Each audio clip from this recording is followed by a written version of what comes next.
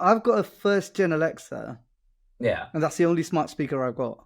I used to use it a lot. yeah. In the fact that I had like probably I overdid it in my home where everything was kind of like connected, and I had like I'd written these like Python scripts so like you trigger an Oh, action and it'll like wow. sync up the music and the lights. I got a video somewhere of like This is where your AC/DC background playing. comes in. I think it's smart when my Christmas tree turns on from by the smart plug. Yeah. You've got No, I Python went I scripts went running all in the in. background.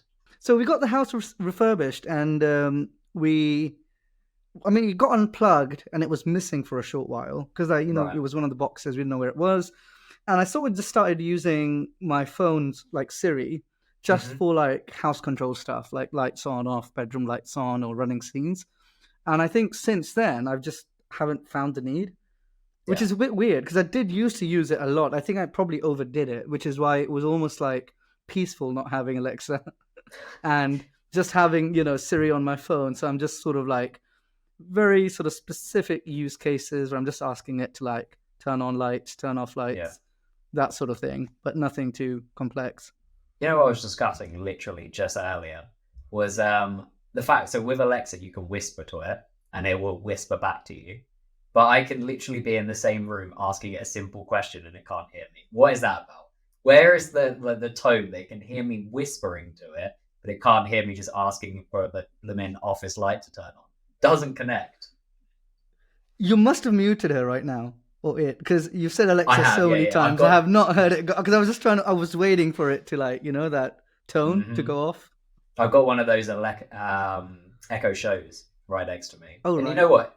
The only reason I bought it was so that I can see Spotify and like flick between each individual track. Because when she sets up a little playlist, often it's terrible. Have you tried the Spotify Wrapped? Sorry, not the No, Spotify Wrapped, the Spotify DJ. the, Oh, because you're on Apple, aren't you? oh, wait. I used to be Spotify. Then I Yeah. switched over to Apple Music for a while, and now I'm in the YouTube Music. I don't want to have more than Okay. one subscription. I'm one of those. So I've kind of switched over and I'm all YouTube music now. But don't See, tell me about, I don't know about the Spotify DJ. So I'd be scared to move away from Spotify just because I've got to the point where I feel like it starts to know me, but then the DJ tells me that it fundamentally has no idea what kind of music I like. So the DJ basically it's got like this AI like synthesized voice, which I don't know if it would have come from a human recording at some point, but it's basically like an AI music picker. So what it does is it selects Wow. tracks based on Wow. what you were listening to in a certain year. It selects tracks based on like your interests, genres, all sorts of different things. And it's kind of interesting. So what it does is it like mixes the tracks together, and it usually plays I think like five in a row, and then it will tell you a little bit about the next song choices. There must be a lot of AI in there. Although unfortunately I share a Spotify account, so it mixes up our music tastes. So I'll be like right in the middle of like the 1975, and then it will throw on some track that I've never ever heard of, and I'm just like, how do these synthesize together? Like I've heard of an eclectic music taste, but this really is kind of going a bit far. It's a poor algorithm trying to piece together different Yeah, personalities. But that's 100%. that's interesting. So I haven't actually heard of this Spotify DJ, but that sounds like a very interesting application of tech. The other thing that I think I would struggle to go from if I was going from Spotify to YouTube Music, Apple Music, is that wrapped piece at the end of the year. Have you seen Spotify Wrapped where it kind of Oh, tells you yeah, your yeah. music taste? Yeah. Before I left Spotify, they did do those, and I thought they were really good because it'd give you. I mean, YouTube has done it this year actually. Oh, They really? call it something else. I think they call it recap, and Hmm. it's sort of similar. It's in a similar vein um, that they've done it. I don't know. I mean, because I only switched to YouTube Music like halfway through the year, so I don't know if I had enough data. But it was interesting seeing what it was showing me. So I think it's one Yeah, of those things where like these other guys are kind of copying the yeah. original, which is Spotify. I'm sure the DJ thing's going to show up everywhere now, I especially think with like all the Gen AI stuff. from a marketing perspective, it's definitely one of the smartest moves that Spotify made. It's like that opportunity to like socialize and like social proof your music taste. Which, let's be honest, that's Mhm. probably the reason we all get into music at a young age. It's like it's your status symbol. It defines who you are. It defines the groups that you hang around with. So I think they're kind of like dialed into that and found a way to like socially share your music again. I remember when Facebook first came out, and you used to all would like share like song lyrics. This is like the modern day like sharing song lyrics as a post. Yeah. And does that work on Alexa as well? Spotify DJ? I don't know actually. Yes, it does. Yeah, it is weird. I think to me, with the way that Amazon sometimes approaches stuff, I know there was a period where they were making like they were building Alexa into almost everything. Mhm. Um, if I think they were like home appliances, like microwaves with Alexa that they showcased somewhere, Yeah. and they were going all out. But I know they did really well with Alexa. But at the same time, I think to me, everything that's happening currently, like Mhm. if you take OpenAI, Microsoft, like all the big ones, Yeah. sort of playing in the space. To me, I feel like Amazon is kind of lagging behind. I don't know if you saw the Amazon Q that was Mhm. introduced recently. No. It's basically Amazon's own sort of LLM. Mhm. That's to help with sort of Amazon products, solutions, services, Okay. and they're building in. So the idea is that you can build that into your own solutions. But it's sort of they're sort of late to the game. I almost feel like, which is Right. surprising, considering like how much compute Amazon has had and like how big they are in the cloud space, right? Amazon is just one of those funny companies that I think they'll just try anything. And what I love about it is they kind of have this like ability to fail. I think it's actually one of old Bezos's favorite sayings is like, Mm-hmm. failure is like a good thing. And like the more you fail, the more successful you'll be. And I think Amazon have like this massive line card of hugely successful products like the Kindle and Alexa and all of that. But they have a hell of a lot of products that have just kind of failed and gone off the radar. And I think they give it enough time to work out if it's going to float. And if it's not working, they'll just switch it off. I actually read the other day that AWS was more of like an experiment. It wasn't ever like this planned massive scale production. And now it's like the highest growing company in that space. Is ridiculous. So Yeah. I guess happy failures that turn into something. Maybe Amazon just haven't found that next opportunity to jump into, but they've got the resource and the ability. I can see them jumping onto the next trend. Yeah. Well, I think there's obviously an aspect of like Amazon has enough money to kind of throw at any product to see if it kind of succeeds or not, rather than theorizing about it in a boardroom somewhere. This is And true. yeah, I think some of their products do go that way. I think from what I can see, they have built their niche in what we call like the infrastructure space for building these AI tools. So if you're a company and you're building out these tools, they've got a lot of things to help you. But surprisingly, to me, they haven't done much in the consumer market space. Again, Alexa is a good example. All the things that they could do with Alexa, with Mm. sort of an LLM in the background, given the compute power is expensive, but still, I think I'm sure they're working on something up their sleeve. It'll come out. Talking about Alexa and Amazon and a good kind of competitor to them in Google space, I was reading this article kind of ahead of us catching up today about Google's DeepMind program. It's a program called GNOME. Have you heard of this? No, I have not So actually. GNOME is part of DeepMind's exploration, I suppose. And essentially, what it's looking to do is so it's predicting recipes for crystals, which sounds very kind of like top level, a little bit hippie. When I first read it, I was like, oh wow, they're creating more crystals. That would be fantastic. But apparently, the objective is to create crystals that can be used for different kind of silicon. So everything from batteries to computer chips to processors, all of that sort of stuff. And they have been using AI to come up with kind of the recipes for this. They apparently say that it would have taken 800 years for humans to be able to get to the same point. And I think that's one of the kind of these early indications that AI is being used in a way that's going to maybe advance us a little bit further than kind of the standard computing law of physics. What's the law of like continuous growth? Moore's law, um, where we've been Yeah. talking about kind of that progressive improvement over time. Whereas now we're in kind of this AI age where things are just moving at such rapid pace. We're kind of well past Moore's law. Things are impressively like growing and exponentially getting more and more powerful. And I think the fact that AI is now finding ways to build computer processing means that surely this growth is just going to absolutely like go out the wazoo. It's just going to be insane, right? I saw this post somewhere, and it was like all these predictions coming out, what's going to happen in 2024, Mm. and some guy just kind of posted, I think it was on X, just saying that look, we're all making predictions for 2024 when there's still half of 2023 left. given the non-linear progression of AI this year. I think that was a good one. Firstly, I was impressed that you managed to say X instead of Twitter, and then an great stat off the back of it. Wild. I use too much of it. Are you a big X fan? Yeah, as in, I'm an observer. I don't post too much. Okay. But yeah, it's just. I guess it's.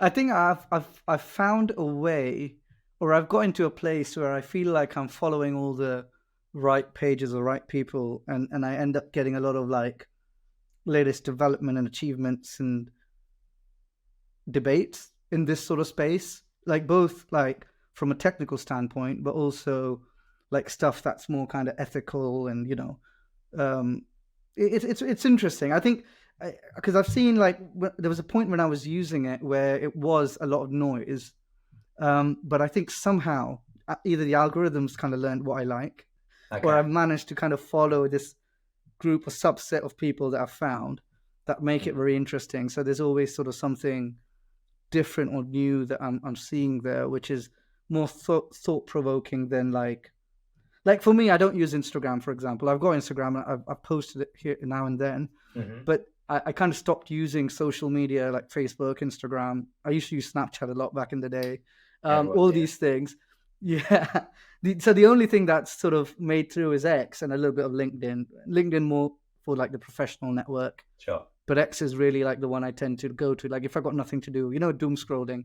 Yeah. For me, that's like X. That's so interesting. See, I'm more an Instagram person. I spend a lot of time on Instagram, and I think with the social platforms, one thing I enjoy doing is kind of like training the algorithm for myself. So like learning how following the right people is going to then lead you on to more content along those lines.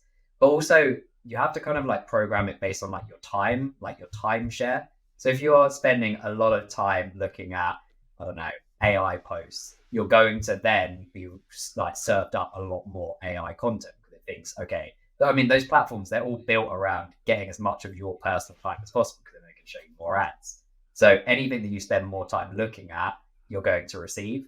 So I try to be really careful in my selection of don't spend a lot of time looking at negative things, spend a lot of time looking at the funniest things because those are the things that I want to see more of anyway. I find this with even like different influencers that I find really interesting. Casey Neistat, I love his stuff. But when I stop interacting, and then I'll go to like search through stories like a week later, and he won't be in like the top 20 that I'd be looking through. So I keep like scrolling across, and it'll be like 200 down. I'm like, how has he been deprioritized this much? Just because I've stopped engaging for like a small amount of time. It's interesting, right? Yeah, I mean, the other thing I find fascinating just in this Instagram world is like, I'm seeing this more and more, although I'm not using Instagram directly, I'm kind of indirectly exposed to it.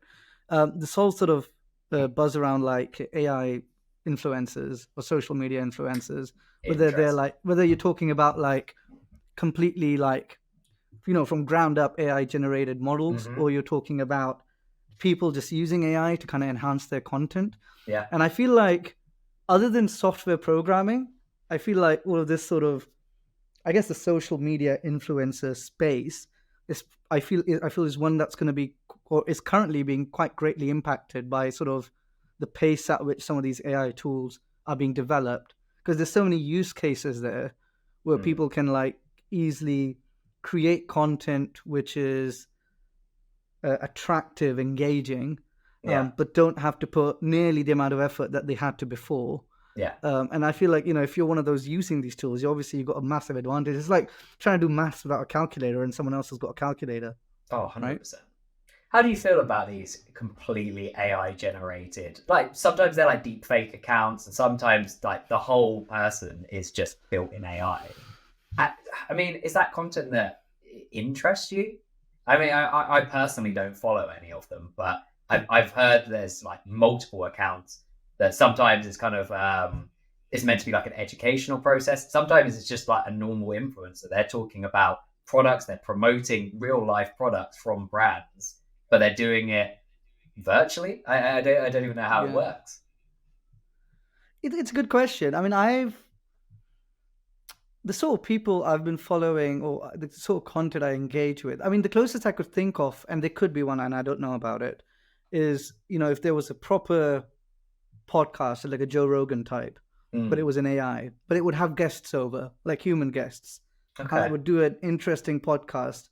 And I would feel like that would be, even knowing it's AI, I would probably watch it. Yeah. Now there is a human element because there's a human guest on there, but also just the Sure. novelty of the thing, just sort of like I how feel is like it that's a creating these catch-22 conversations? there, right?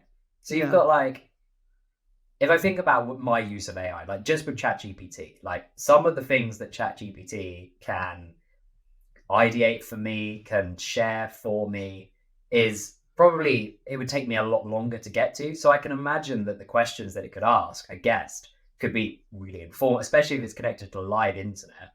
It could be asking really informed questions about that person in a way that would just take like literally weeks worth of research to get to the same point. But I think you could ask the right questions, but a lot of the time, it's not so much the question. A good question is great in an interview, obviously, but sometimes it's just that human connection, right?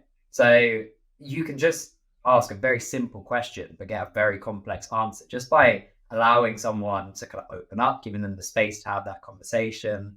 And also kind of that familiarity, like a face to face feels very, I guess, like disarming. It allows you to kind of like break down your barriers. If you were just having that with an AI, would you share as much? I don't know. it's a good question. It's almost like this is the new Turing test of like trying Yeah. to see whether you could be, can it really replace a good human podcaster or interviewer? Mm. I don't know, but I mean, I do see, there's fascinating tools that are coming out almost every day, that I think can be used in this space, in sort of the content creation space, one way or the other. Like, I don't know if you've heard of like Pika Labs. Yeah. Yeah. They released like this 4-minute demo, which I thought was fascinating. Now, how good is it once it actually comes out? I don't know, but Mm. just looking at what potentially can be possible. And then there's like Stability, even there's a bunch of others also working on similar stuff, and it's all around like creating video from, I think Pika called it creating videos from ideas, but Okay. essentially you're putting in a prompt, Mm. and it's generating something out of it. But it's also doing things like you feed it a real video and then you Hmm. ask it to like change the color of the t-shirt or change Ah, the color of the okay. clothes, and it does that in like almost real time. So it's just fascinating where like that's video editing. That's like Yeah. hours someone would have spent on a MacBook trying to edit or change that, Mm. now just being done with a simple prompt. And it's just it's interesting like where this create, like even filmmaking at some point is going to Mm. start to feel the impact of these things. I think the color grading, like that's something that I've been looking into because color grading for me is the most arduous, most challenging exploit that I can do in video editing.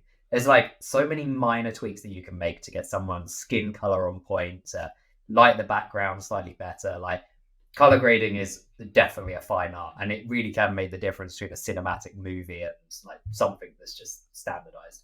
In fact, lighting in general is quite a big piece. And I've seen that they're using AI to like generate additional lighting and to like relight a scene.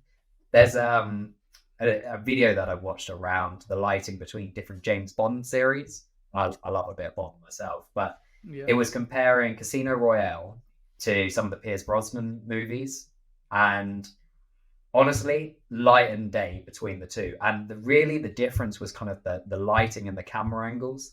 So whereas in kind of Pierce's era, it was very kind of flat, wide shots. There wasn't much kind of close up, much movement in the camera, and the lighting was kind of just very flat, very simple. Whereas you move to like Casino Royale, you get this grungy, dark look. They're using lighting to really focus in on points, and I think the way, could you imagine if, and lighting is incredibly expensive as well, and also having someone on scene to manage all of that, if you could do that in post with AI and you could completely relight a scene, recolor grade it, you can just add so much drama in. But I wonder how close we are to making that look effective. It's easy enough to just add like a spotlight onto an area, but to make it feel real and gritty is very different.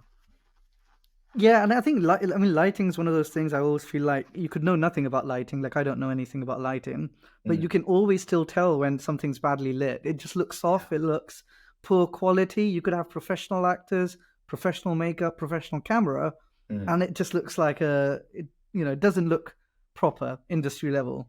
And I think lighting to me is like I watch a lot of I'm a huge fan of how Zack Snyder lights his stuff. It's very harsh lighting. Yeah. It's very specific. And it's not for everyone as well, because like for some people it almost feels fake or too dramatic.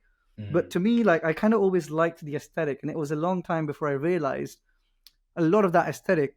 Well, and I could still be wrong, but from what I understand, is that most of that aesthetic is the way he's lighting up a scene. Yeah. And whether it's on a sound stage or if it's even like an outdoor real environment.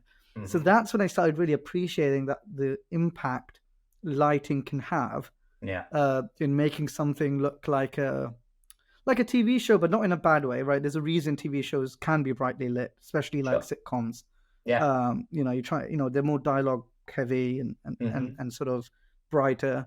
But the difference it sort of makes, and that cinematic feel that you can get. But yeah, I mean, using AI to create that, it would have to be really good at like being able to understand what you're trying to go for. Yeah. Because there's like, you could say it's bad lighting, but is it bad lighting if that's what the intention is? I think a lot of it comes down to the bump in technology again. So if you go back and watch like a classic movie, like some of I couldn't say it was Star Wars because they're too classic. Like even though the effects to me aren't that fantastic, like the nostalgia of it is incredible. But if you go back to just watch a classic movie, like a classic action movie, you watch it on an old CRT TV, honestly, you will never be unimpressed because you just don't have that fidelity. So you're not seeing that, okay, that effect looks a little bit dodgy. That's clearly animatronics or a puppet or something like that. Like that magic was kind of like held in the fact that it was just lower quality, but just nicely, like well colored, well lit. It just worked. Whereas as soon as I remember us getting like flat screens and moving from like HD ready to HD, and suddenly you had like Blu-rays, suddenly these old movies that were put onto Blu-ray just looked like terrible. And I think as we're all moving to like 4K TVs and God forbid like 8K TVs, like at the moment I don't even know how we would produce 8K content so to produce like 1080 content, you need those red cameras. This is it. So you want to be shooting usually this is probably a terrible way of describing it, and any filmmaker would shoot me, but you want to be shooting in like a K above. So like if I'm producing 1080 content, I want to be shooting in 4K because then I've got enough room to punch in, you basically just work with the raw footage. If you're then producing in 4K and outputting in 4K, you need to be shooting in 8K at least. So when we're in 8K, we're up to like 16K. Like then obviously there are cameras like the Reds that can do that, but God, I mean, the processing power I certainly couldn't do on my little flimsy PC here. So we're definitely moving to an age where we need these AI crystals that are being built so we can build these fantastic new processors so that my laptop can actually keep up. Please. No, yeah, that's true. And I think with sort of the advent of things like AI upscaling and things of that nature, it's also interesting to see like there was this demo I saw, and it was you can take, I can't remember what the correct term is, but you can take an image and it can create like a high fidelity realistic version of it.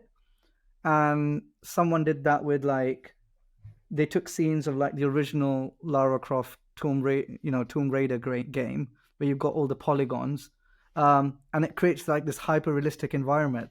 And I was thinking like there could be a future where the tech is so real time that you could take old games and you could just upscale them in real time using AI and play them in real time. And because it obviously takes inspiration from other data it's been trained on. Yeah. So it's taking in a low quality image, if you call it that, and upscaling it in real time into something that's like much more high fidelity, high res 3D graphics. Yeah. It's very interesting. Like you could build prototypes of games. You don't really have to spend a lot of time on graphics. You can just, upscaling could be something that these consoles do by default. I mean, there's so many different ways directions this could go in.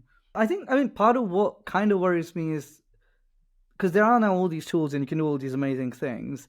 There seems to be a little bit of resistance. Well, not a little bit, quite a lot of resistance in the industry. And even if you take like, filmmaking and arts, there's a lot of backlash, and rightfully so, I guess. Yeah, absolutely. But at the same time, that backlash is not going to stop from the tech from evolving, because the people working on the tech are completely different in a completely different space than the people sort of against it. And I think it's almost like if you don't keep up with it, you will get left behind in a way, not as like a warning. Or I guess you could call it. I mean, it's funny. Ridley Scott was talking about AI, and I think he called it like the hydrogen bomb. Really? And they asked him about like its impact on filmmaking. And I mean, I could be wrong. From the impression I got was, it was sort of negative in the sense that, look, we should avoid using it kind of thing.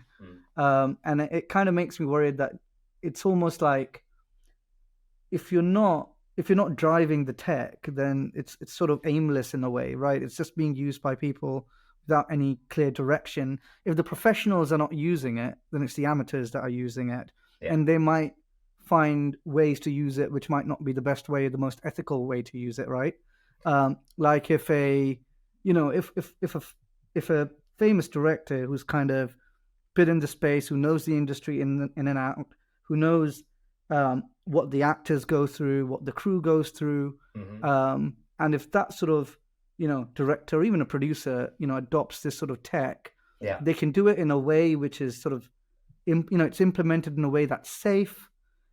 It's implemented in a way where you minimize any sort of negative impact on anyone, compared to like someone just coming into the industry who has no experience and just starts using all of this to create something, right? I hope I'm making sense there. No, I think you are. I think it's a fine balance. I think as in the creative space, I'd like to see AI being used to help with efficiencies, to reduce the amount of admin and allow creative people to just focus on being creative as opposed to kind of the grueling, grinding tasks. So like I talk about like color grading, for me, that's a grind, but for some people it's an art form.